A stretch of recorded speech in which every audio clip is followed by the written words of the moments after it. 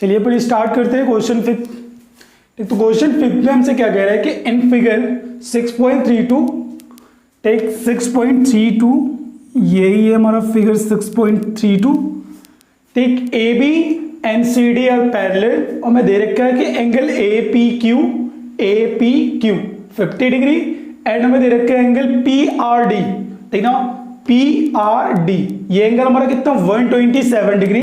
Find हमें करना है एक्स एंड वाई की वैल्यू। तो देखो यहाँ पे एक्स एंड वाई हमारे शो किए गए हैं, इन दोनों की वैल्यू में फाइंड करनी है, ठीक ना। तो हम फाइंड करते हैं। ठीक, तो यहां पे क्या है कि मुझे फाइंड करना है एक्स एंड वाई की वैल्यू। तो आप सोचे कि ये जो लाइन ए बी और सी डी है ये दोनों लाइन कैसे हैं, पैरेलल लाइन है। इस वजह से ये जो हमारी लाइन है पी आर ये हमारा क्या कौन सी लाइन है, ट्रांसवर्सल लाइन है, ठीक ना। ये हमारा पी आर हमारा क्या है, ट्रांसवर्सल लाइन है for A B and C D parallel line के लिए। तो हम यहां से कह सकते हैं कि angle A P are and angle P R D ये दोनों हमारे एंगल कैसे हैं, ये दोनों हमारे अल्टरनेट इंटीरियर एंगल हैं, ठीक ना। तो यहां से मैं बोल सकता हूं angle A P R is equals to angle P R D, ठीक ना। रीजन क्या है, अल्टरनेट इंटीरियर एंगल।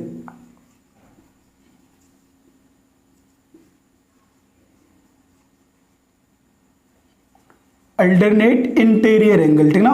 तो ये हमारे इक्वल है। अब यहां से आप देखें कि ए पी आर जो हमारा एंगल है उसे हम क्या लिख सकते हैं, उसे हम लिख सकते हैं 50 एंड प्लस में y, ठीक ना, इज इक्वल्स टू ये पी आर डी हमारा कितना है 127 डिग्री। तो यहां से मुझे y की वैल्यू कैसे निकल के आ जाएगी 127 माइनस में 50 डिग्री। तो y की वैल्यू कितनी आ गई, ये आ गई हमारी 77 डिग्री, ठीक ना। सब्ट्रैक्ट करके हमें कितना मिल गया 77 डिग्री, ये मुझे y मिल गया। अब हम देखते हैं x के लिए। तो आप एक चीज देखना जरा कि ये जो मेरा एंगल है एंगल पी आर क्यू और एंगल पी आर डी ये दोनों एंगल हमारे कैसे हैं, ये दोनों एंगल हमारे एक लीनियर पेयर के एंगल है, ठीक ना। या फिर हम बात कर सकते हैं, वैसे में जाने की जरूरत ही नहीं पड़ रही है, हम यहां पे देख सकते हैं कि ए बी और सी डी के लिए ये जो मेरी लाइन है पी क्यू ये भी एक कैसी लाइन है, ट्रांसवर्सल लाइन है। तो यहां से ये ट्रांसवर्सल लाइन पी क्यू भी है। तो यहां से हम कह सकते हैं कि angle P Q R is equals to में हो जाएगा एंगल ए पी क्यू, ठीक ना। रीजन क्या है, alternate interior angle, alternate interior angle, ठीक। अब ये अल्टरनेट इंटीरियर एंगल हमारे इक्वल है। तो ये पी क्यू आर ये एंगल हमारा कितना है एक्स है और ये किसके इक्वल है, ए पी क्यू मीन्स की ए पी क्यू मीन्स की 50, ठीक ना। तो x की वैल्यू कितनी आ गई 50 डिग्री। अब मैं x की वैल्यू ऐसे भी निकाल सकता था, यहां से मैं क्या करता कि 127 and this angle are linear pair. तो यहां से मैं ये एंगल फाइंड कर लेता पी आर क्यू और उसके बाद मैं क्या करता angle some formula for triangle के लिए मैं यूज कर लेता, ठीक ना। तो वहां से भी निकल सकता था, लेकिन ये हमारा सिंपल है, ठीक ना। तो ये हमारा y है एंड x ये दोनों वैल्यू आ गई, ठीक ना। यही मुझे कैलकुलेट करना था, ठीक। अब नेक्स्ट क्वेश्चन देखते हैं। तो नेक्स्ट हमारा क्या है 6 वाला क्वेश्चन कि इन फिगर 6.33 यही हमारा क्या है 6.33, ठीक ना। Figure 6.33 PQ and RS are two mirrors place parallel to each other, ठीक ना। PQ एंड RS ये दोनों हमारे क्या है, दो पैरेलल मिरर है, ठीक ना। And incident ray AB strike the mirror, एक हमारा इंसिडेंट रे है AB जो मिरर PQ को कहां पे स्ट्राइक कर रहा है, पॉइंट B पे। And PQ at B the reflected ray moves along the path BC, उसके बाद B से रिफ्लेक्ट होने के बाद कौन से पाथ पे जा रहा है, BC पे, ठीक ना। And along BC and strike the mirror RS at point C, और BC के अलोंग चलने पे कहां पे स्ट्राइक कर रहा है, आर एस मिरर पे पॉइंट सी पे फिर से स्ट्राइक करता है ना, again reflect back along C D, and फिर हमें रिफ्लेक्ट होकर कहां पे जा रहा है, तो सी डी के अलोंग हमारा मूव कर रहा है। तो प्रूफ हमें करना है कि proof that A B parallel to C D, ठीक ना। तो ये मेरी लाइन ए बी है और ये लाइन हमारी क्या है, सी डी। इन दोनों को मुझे प्रूफ करना है कि ये दोनों लाइन हमारे पैरेलल हैं, ठीक ना। तो एक बार सोचो कि मैं पैरेलल कैसे प्रूफ कर सकता हूं, तो मैं ऐसे प्रूफ कर सकता हूं कि ये जो लाइन, ये एंगल हमारा दिख रहा है, ये पूरा एंगल और ये दोनों एंगल हमारे कैसे है भाई, यदि ये दोनों एंगल हमारे अल्टरनेट इंटीरियर एंगल है, इन दोनों की वैल्यू यदि मैं इक्वल कर दूं तो मैं बोल सकता हूं कि A B and C D are parallel line. ठीक, तो हम करते हैं सॉल्यूशन। ठीक, तो फाइंड क्या करना हमें, फाइंड तो करना नहीं है, प्रूव करना है।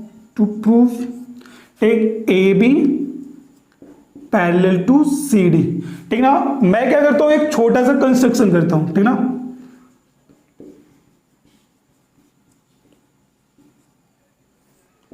छोटा सा कंस्ट्रक्शन क्या है कि मैं एक लाइन ड्रॉ करता हूं, draw BE perpendicular to PQ and CF perpendicular to RS, ठीक ना। B पॉइंट पे मैंने एक परपेंडिकुलर ड्रॉ किया है BE, ठीक ना। किसके परपेंडिकुलर है, ये PQ के। और सिमिलरली हमने C पॉइंट पे एक CF लाइन ड्रॉ करी है जो हमारा RS के परपेंडिकुलर है, ठीक ना। तो मैं ड्रॉ कर लेता हूं इसको।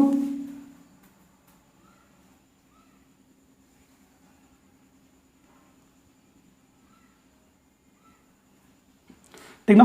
अब हमें पता है कि ये जो एंगल बन रहा है, ठीक ना, मैं नाम रख लेता हूं एंगल 1, एंगल 2, एंगल 3, एंगल 4। ठीक, तो यहां से मैं बोल रहा हूं कि angle 1 and angle 2, angle 1 and angle 2 are equal, ठीक ना। ये मैं कैसे कह रहा हूं, तो मुझे पता है कि एंगल 1 एंड एंगल 2 क्या है हमारा, एंगल 1 हमारा एंगल ऑफ इंसिडेंस है और एंगल 2 हमारा क्या है, एंगल ऑफ रिफ्लेक्शन। और हमें पता है कि जब भी मिरर के केस में angle of incidence and angle of reflection, ये दोनों ही हमारे क्या होते हैं, इक्वल होते हैं। तो मैं यहां से बोल सकता हूं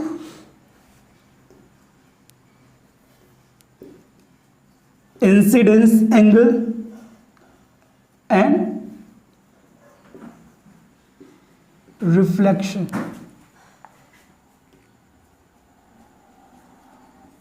ठीक ना। इस वजह से ये दोनों चीजें हमारी क्या है, इक्वल है। तो सिमिलरली हम बात कर देते हैं, देखना, सिमिलरली हम बात करते हैं एंगल 3 एंड 4, ये दोनों भी हमारे कैसे हैं, angle of incidence and angle of reflection. तो यहां से मैं बोल सकता हूं angle 3 is equal to angle 4, ठीक ना। सेम रीजन है यही वाला। अब नेक्स्ट हम बात करते हैं एक angle 2 is equal to angle 3। अब ये एंगल दोनों कैसे हैं, तो हमें एक बात पता है कि PQ किसके पैरेलल है, RS के, ठीक ना। और PQ के मैंने क्या किया, एक परपेंडिकुलर BE और B और ये CF, ये मैंने ड्रॉ किया है, ठीक ना। BE और CF हमारे दोनों कैसे हैं, परपेंडिकुलर है किसके, PQ एंड RS के। मींस कि ये दोनों जो लाइन होंगी BE एंड CF, ये दोनों हमारे कैसे लाइन होंगे, आपस में पैरेलल होंगे, ठीक ना। तो मैं यहां से बोल सकता हूं कि एंगल 2 और एंगल 3 ये दोनों हमारे कैसे हैं, ये हमारे अल्टरनेट इंटीरियर एंगल है, ठीक ना। ये हमारे अल्टरनेट इंटीरियर एंगल है और BE एंड CF ये दोनों हमारे पैरेलल है, इसलिए अल्टरनेट इंटीरियर एंगल भी हमारे कैसे हैं, इक्वल है। ठीक, तो मैं लिख सकता हूं अल्टरनेट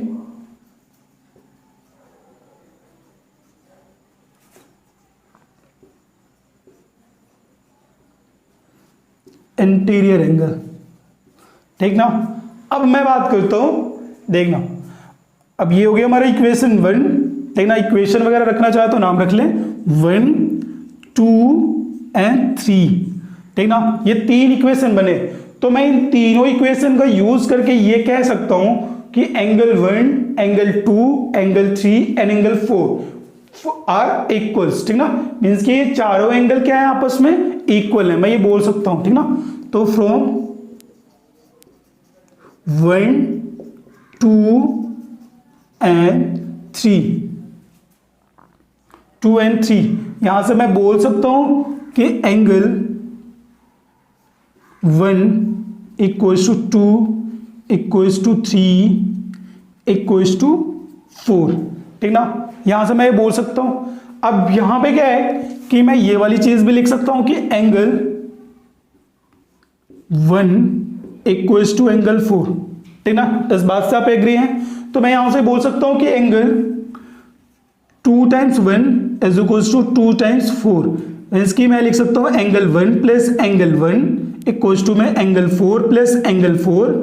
अब यहां से एंगल 1 जो है उसको लिख लेते हैं और सेकेंड वाला जो एंगल है उसको लिख लेता हूं, उसकी जगह एंगल 2 इक्वल्स टू में एंगल 4 प्लस एंगल 3, ठीक ना। तो यहां से मैं देख रहा हूं कि ये मेरा 1 प्लस 2 कौन सा एंगल है, ये हमारा है A B C equals to 3 plus 4, ये एंगल को हम क्या कह सकते हैं, एंगल बी सी डी। ये दोनों एंगल हमारे कैसे हो गए, इक्वल हो गए, A B C and B C D, ये दोनों एंगल हमारे कैसे हो गए, इक्वल हो गए, मीन्स कि ये दोनों एंगल हमारे कैसे हैं, 1 प्लस 2 एंड 3 प्लस 4, ये दोनों हमारे अल्टरनेट इंटीरियर एंगल हैं और अल्टरनेट इंटीरियर एंगल हमारे कैसे हो गए, इक्वल हो गए। तो मैं कह सकता हूं कि ये दोनों जो लाइन है A B and C D, ये कैसी हैं, पैरेलल लाइन है, ठीक। तो मैं यहां पे बोल सकता हूं hence A B parallel to C D, यही मुझे क्या करना था, प्रूफ करना था, ठीक ना। तो ये मेरा प्रूफ हो गया।